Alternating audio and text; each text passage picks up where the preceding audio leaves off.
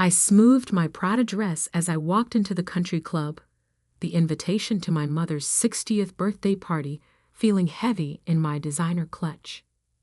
Not because of the fit cardstock, but because of the handwritten note my sister Jessica had added.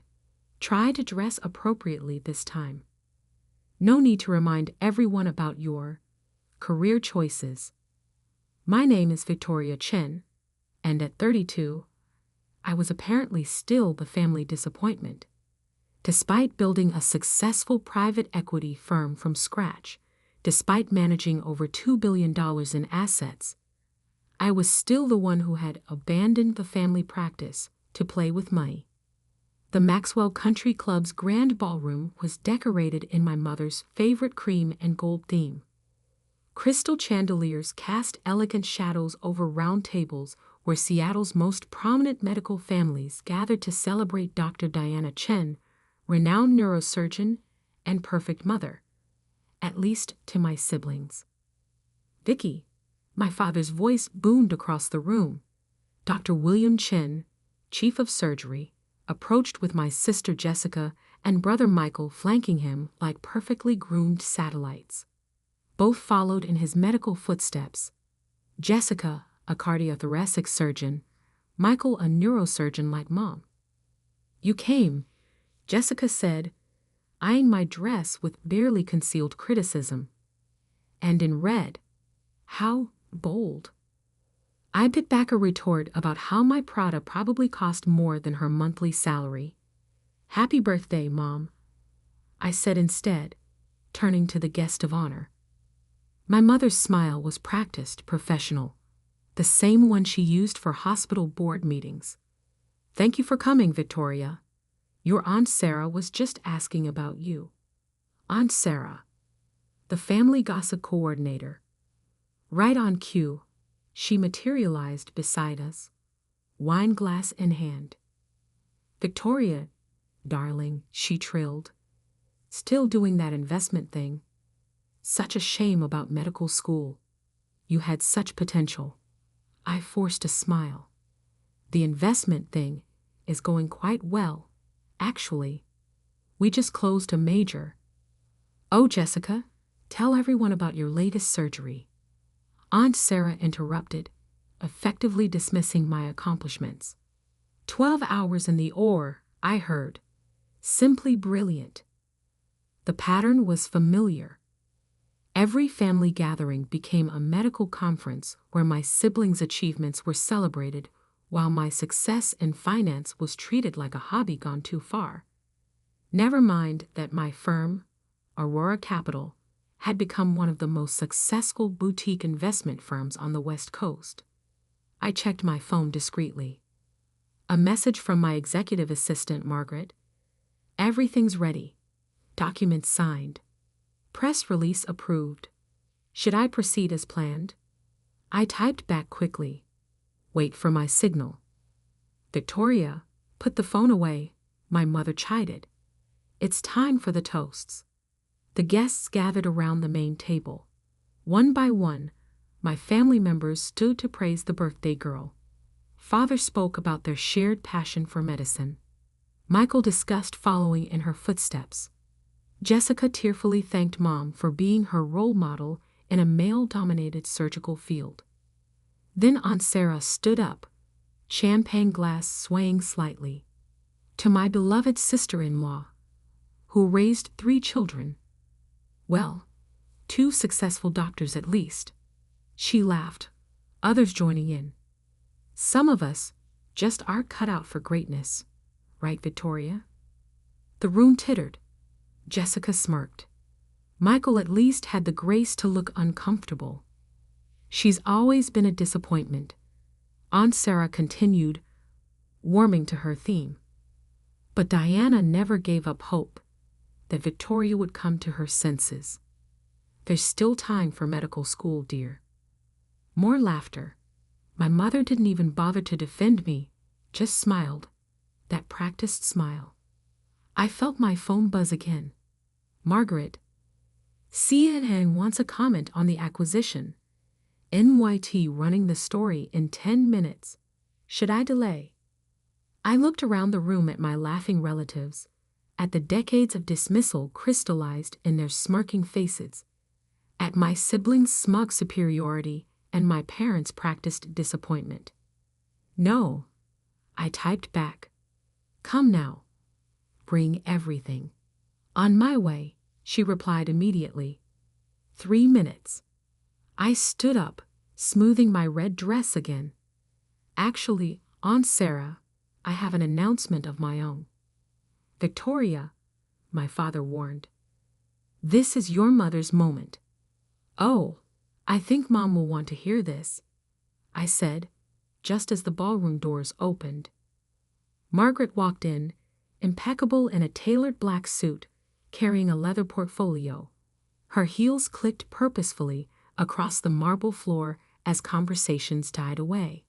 "I apologize for interrupting," she said professionally. "But Ms. Chen, the acquisition is complete. You're now officially the owner of Pacific Northwest Medical Group." The sound of dropped forks hitting fine china echoed through the suddenly silent room. My father's face went pale. "Pacific Northwest, that's our hospital group." "Was your hospital group," I corrected quietly, "along with all 18 locations, the research facilities, and the medical school." Jessica's champagne glass slipped from her fingers, shattering on the floor. "That's impossible," my mother whispered. "The board would never sell to an outsider." I smiled, channeling years of boardroom negotiations. They would win the outsider offers $4.8 billion and a guaranteed 30% increase in research funding. Margaret began distributing press packets to the stunned guests, many of whom, I noted with satisfaction, were board members of the now former Pacific Northwest Medical Group.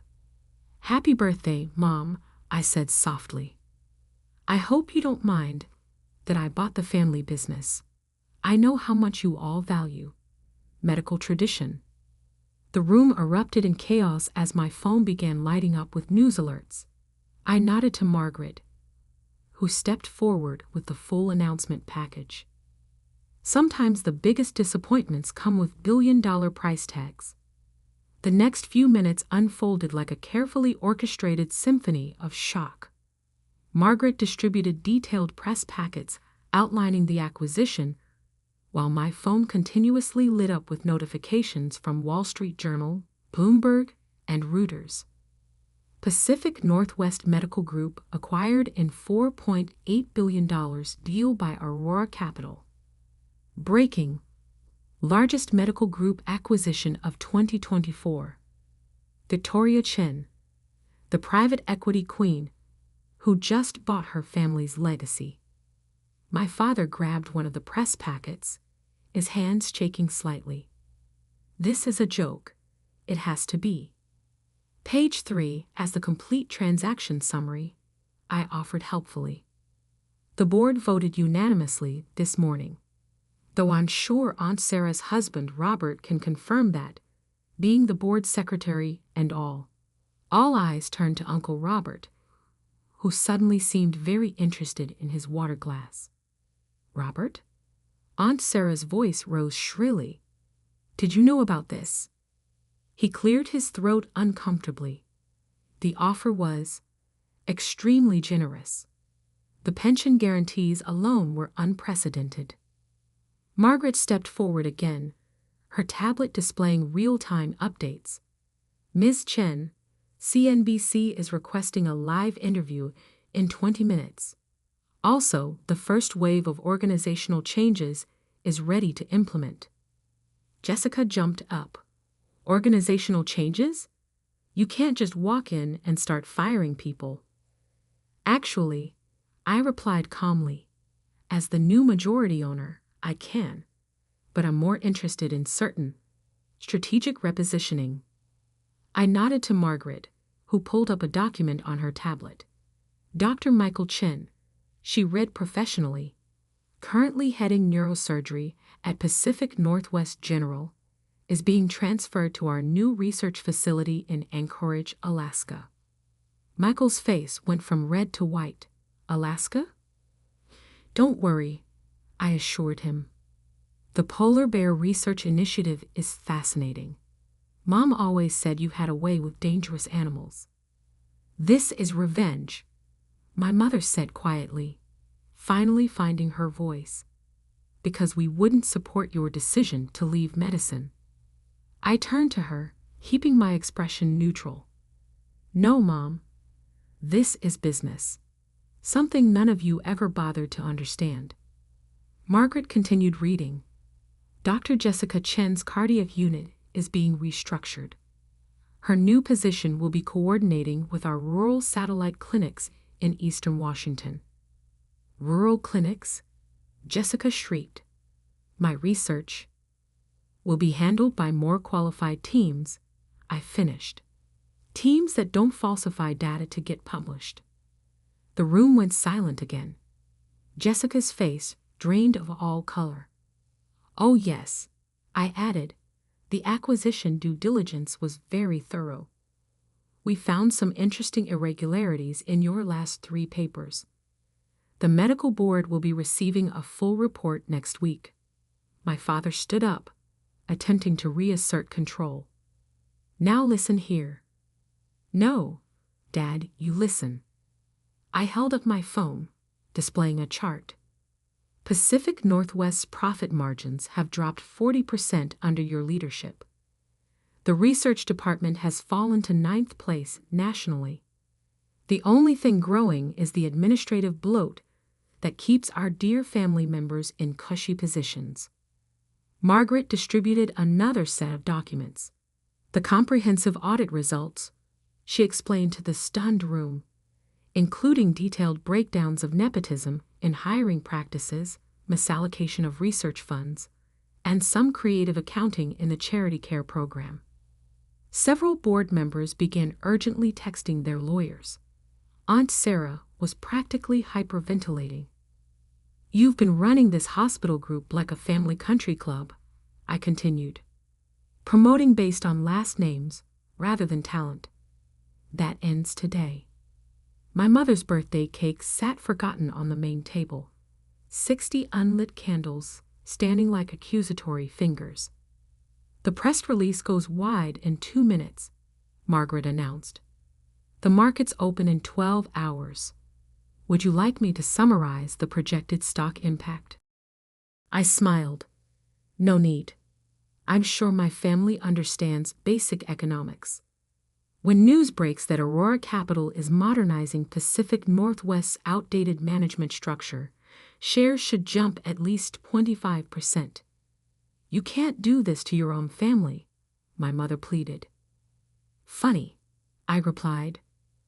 That's exactly what I said when you all turned your backs on me for choosing finance over medicine.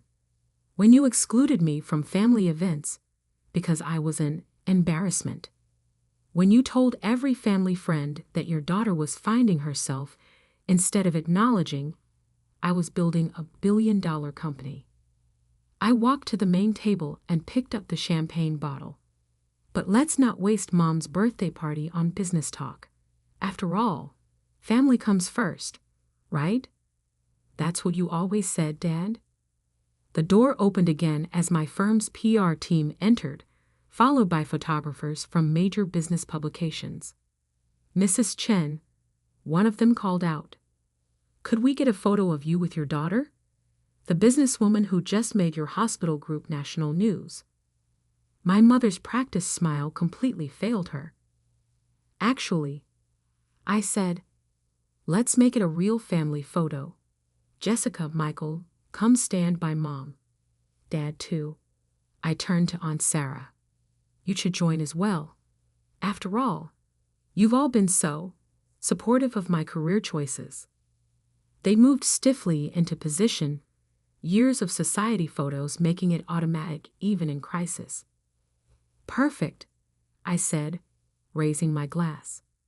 Margaret, please make sure everyone has champagne. We should toast properly. Margaret efficiently distributed glasses, though most hands that took them were shaking. To family, I announced, my voice carrying clearly for the photographers. and to never being a disappointment again. The cameras flashed, capturing the exact moment my family realized that their medical empire now answered to the daughter they dismissed for so long. The aftermath was immediate and dramatic. As the photographers captured the forced family portrait, Margaret's tablet beeped with incoming market reactions. Pre-market trading had Pacific Northwest stock up 28% on news of the acquisition. "Victoria," my father hissed between staged smiles.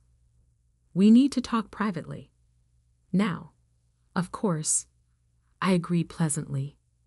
"Margaret, please show the press to the conference room next door. We'll join them shortly for the official statements."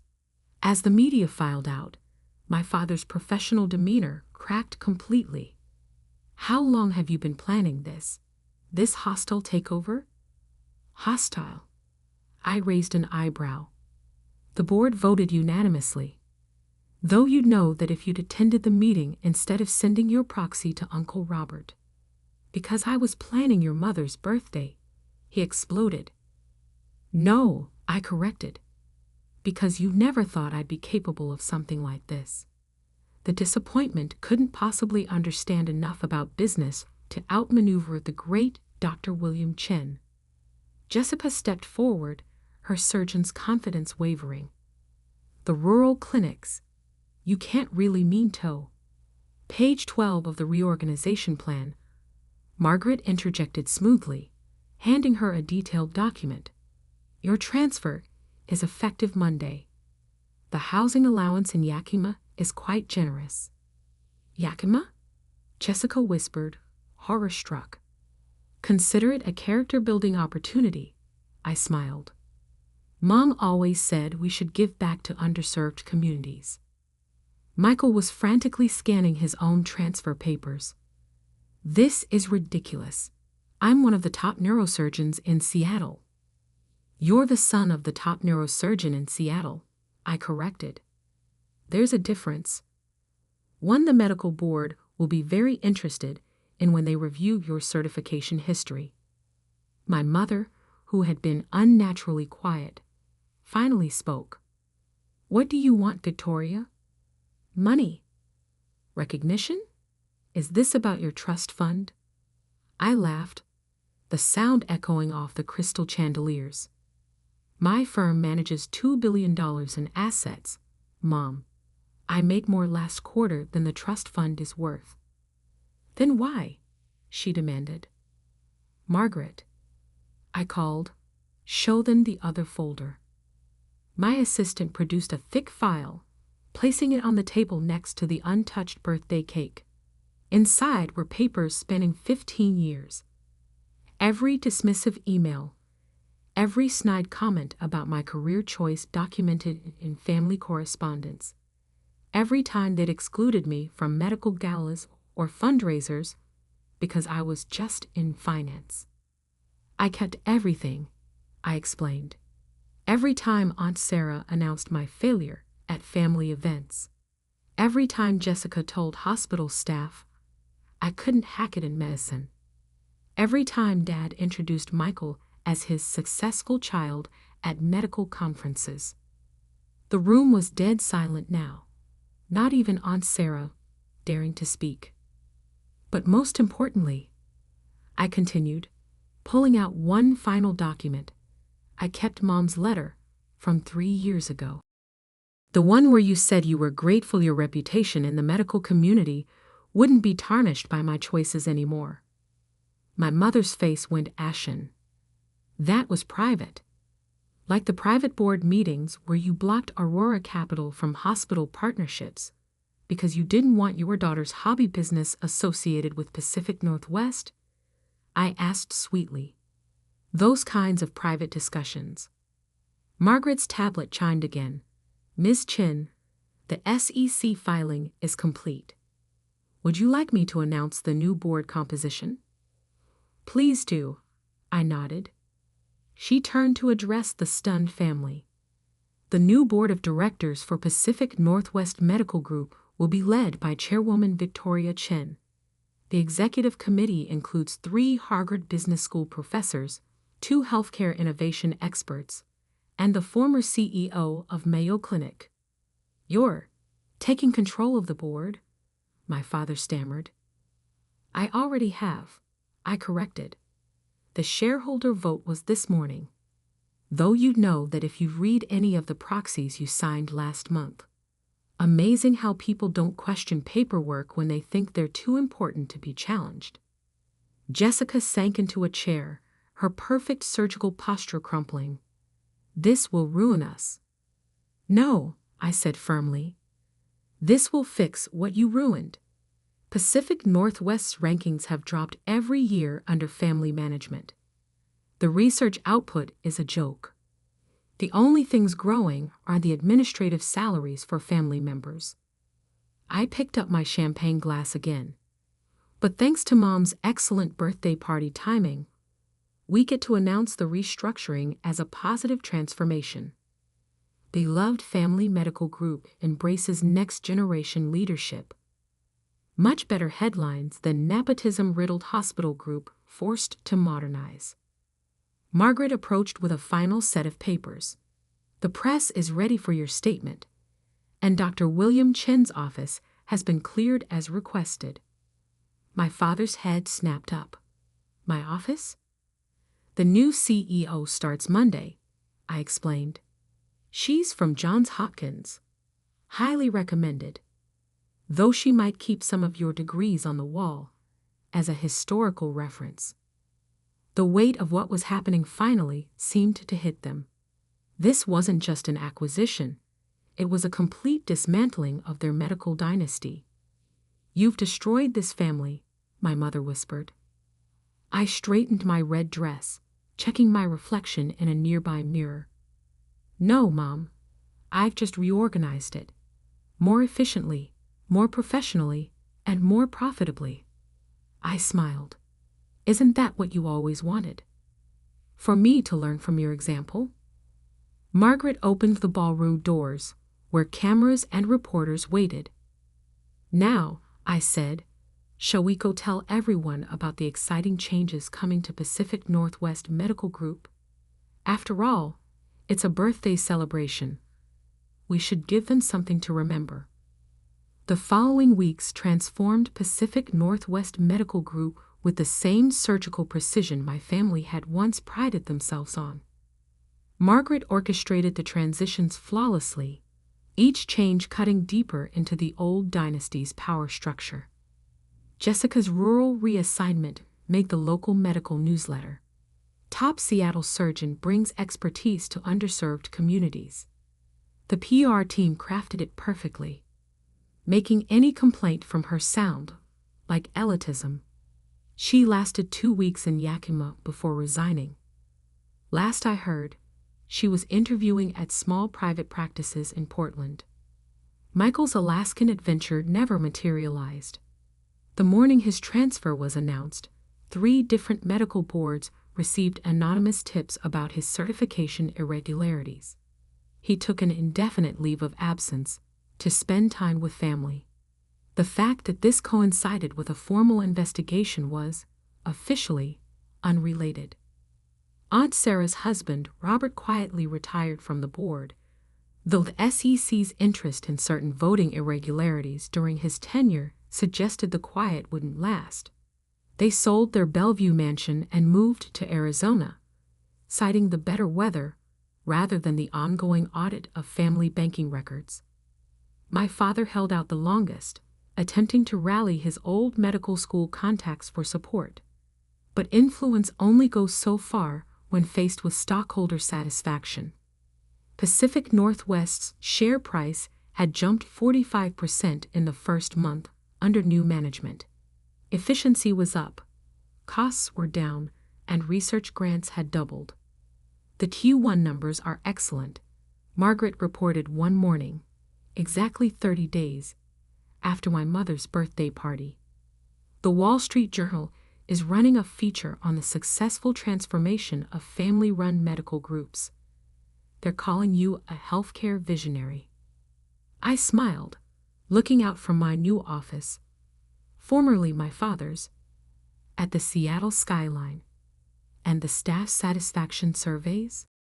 Up 62% since removing the family preference hiring policies. Turns out people appreciate promotions based on merit rather than last names. A knock at the door interrupted us. My mother stood there, looking smaller somehow in regular clothes rather than her usual surgical attire. "Victoria," she said stiffly, "do you have a moment?" Margaret glanced at me questioningly. I nodded. "Give us 10 minutes. Once we were alone, my mother took in the office changes. The modern art replacing Dad's medical diplomas, the sleek furniture, the empty spaces where family photos once stood. "Your father's taking an advisory position at Stanford," she announced. "We're moving to California next month." "I know," I replied. "The board approved his resignation this morning." She flinched slightly at the reminder of the new power structure. Was any of this necessary? This public humiliation of your own family? I leaned back in my chair, not my father's anymore. Was it necessary to humiliate me for 15 years because I chose a different path? Was it necessary to block business partnerships because you were embarrassed by my success? Was it necessary to call me a disappointment at every family gathering? "We wanted what was best for you," she insisted. "No," I corrected. "You wanted what was best for your reputation. There's a difference." I pulled out my tablet, showing her the latest hospital rankings. Pacific Northwest is up 12 spots nationally. Research funding has doubled. Patient satisfaction is at an all-time high. Tell me again how I disappointed the family legacy. She stared at the numbers, her medical training making them impossible to dismiss. "And this was your plan all along, to take over and push us out." "Actually," I said thoughtfully, "I tried 3 times to partner with Pacific Northwest properly, to bring in capital, to modernize operations, to collaborate. You and Dad blocked it each time because you couldn't stand the idea of your failed daughter having any influence." I stood up, walking to the window. "So yes, when the board approached Aurora Capital about acquisition talks, I took the opportunity. But you created the situation where that was the only option left. And now?" she asked quietly. "What happens to this family now?" I turned back to her. "That depends on whether you can finally accept that your daughter built something valuable, even if it wasn't what you planned." She was quiet for a long moment, looking around the office that represented everything they'd lost and everything I'd gained. "The hospital," she started, then corrected herself. "The medical group is doing better. The numbers prove it."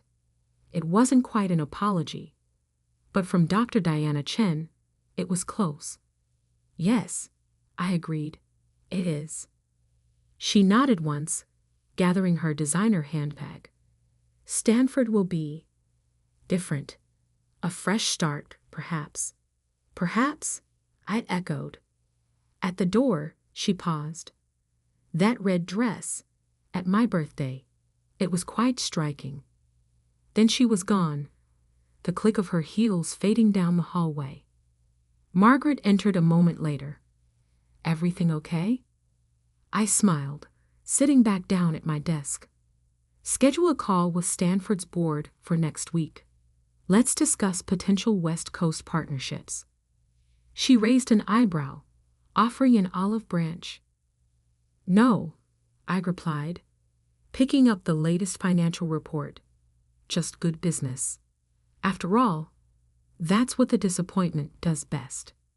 The Seattle sunshine streamed through my office windows, lighting up the space that had once represented everything I couldn't have.